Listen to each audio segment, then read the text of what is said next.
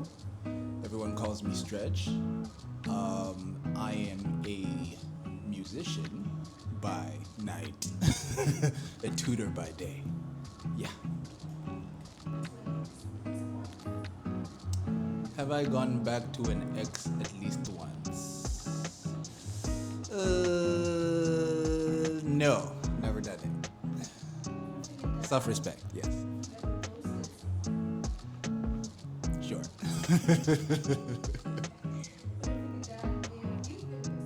Sure.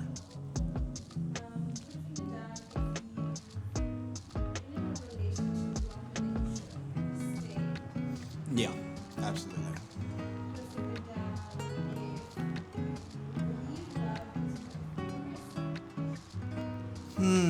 I do. I actually do. I actually do. Yeah, I do believe it's worth the risk. Let's go. See, it ends with a thumbs up. Let's go.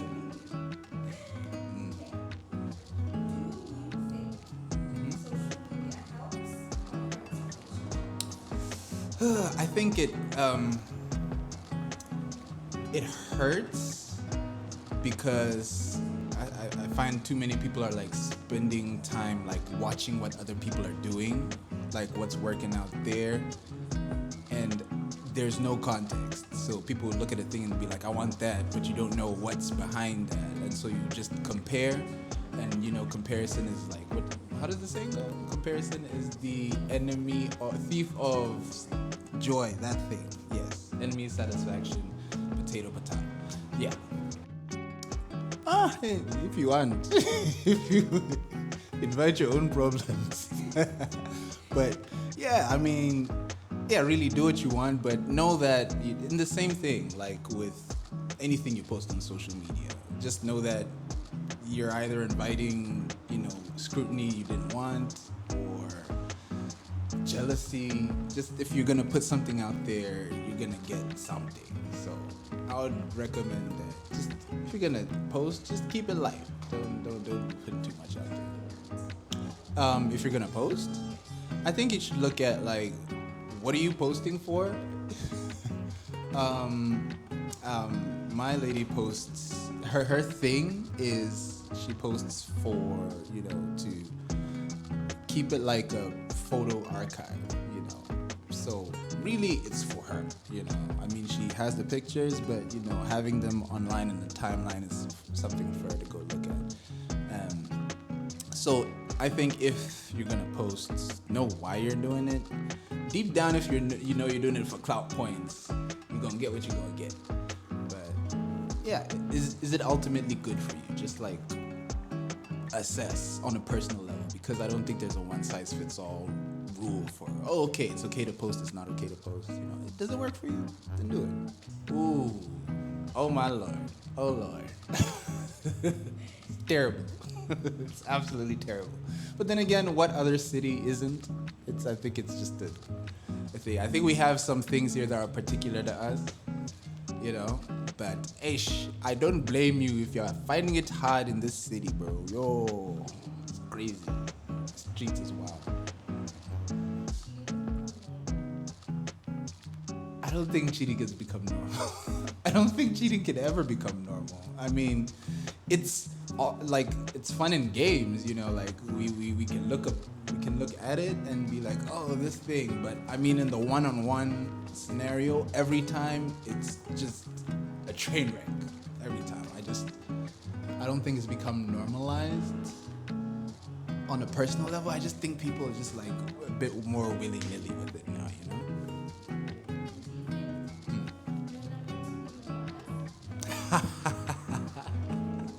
Where in the red pill did you get these questions? Oh man. So, do I think men are meant to be monogamous? I think that's interesting in the sense that the individual man's view of monogamy says a lot more about him than it does about the system. Basically, I'm saying the man's decision, like whether, you know, he comes from the viewpoint of all men are monogamous or all men are polygamous, says something about the man, which would I think would be wise for you to, decide whether to deal with that man or not. Right? I don't know if that answers the question. What do I think? I'm coming from the standpoint of a monogamous man, right? And I think it's important, like, for someone like me, because monogamy is a contract. It's a social contract, and by the very nature of it being a contract, it means that you have to, sort of allow yourself to outgrow how do I put it? Just the normal instinctual impulses for the sake of something you deem to be greater, right? So if you don't see anything greater than, spreading your seed, then, cool, good for you. But for someone who does, is like, I want to channel that energy into building something bigger. If that bigger thing means something to you, then yeah, I'd say monogamy is a good thing. Otherwise, please go have your fun. Yeah. Phone password? How deep into the interaction is this? Like, first date?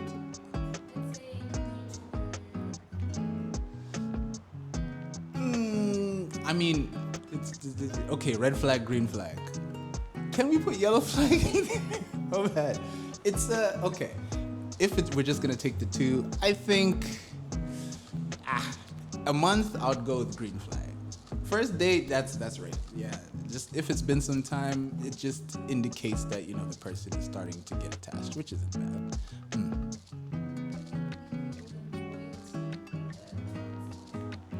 Yeah, see that, it's weird.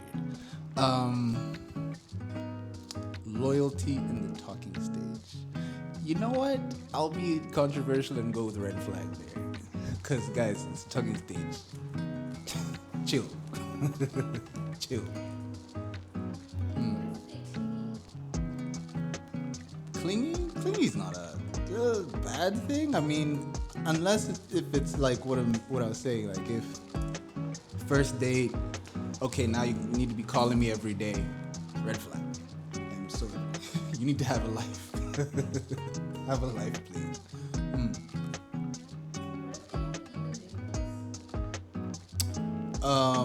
At all? Then you need to evaluate whether it's a red flag or green flag depends on you now. Like, do you want that sort of thing? Is that the type of oh, me specifically? They'll come into red flag. I already said the monogamous thing. It doesn't make sense. So what are you talking about? Yeah.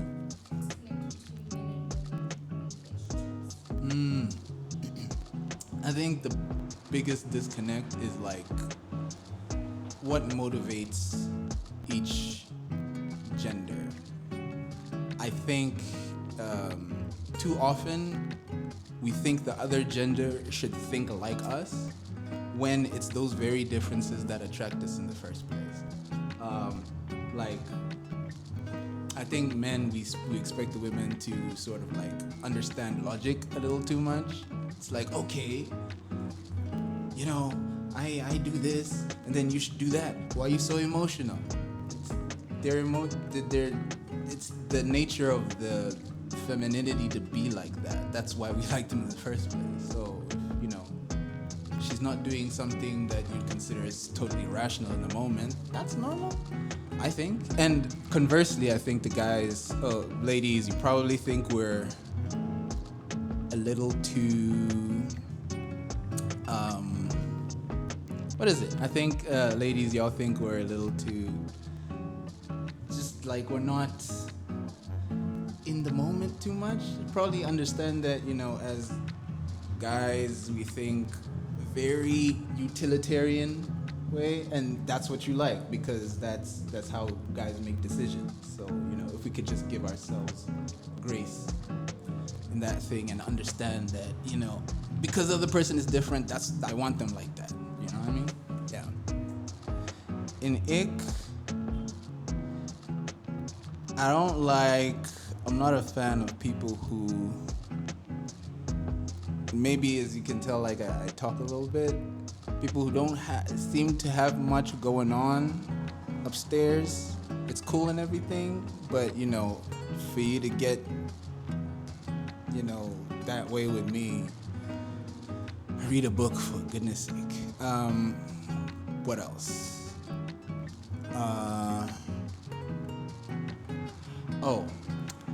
I like people who are warm, you know, so people who routinely just like are prickly and they're just like confrontational all the time when it's not it's not completely necessary. Can't do that. And also just sense of style. I can't be the cute one in the relationship. Please do something. So yeah, I don't think this is the only ex, but you know, those are the ones I thought of right now.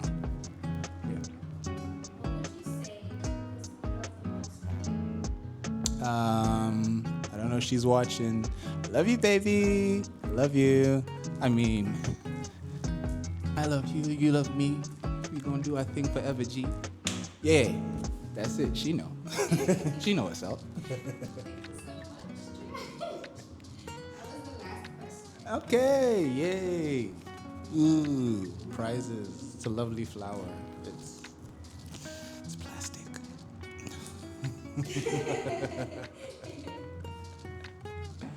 My name is Stretch, and this has been my 28 for 28.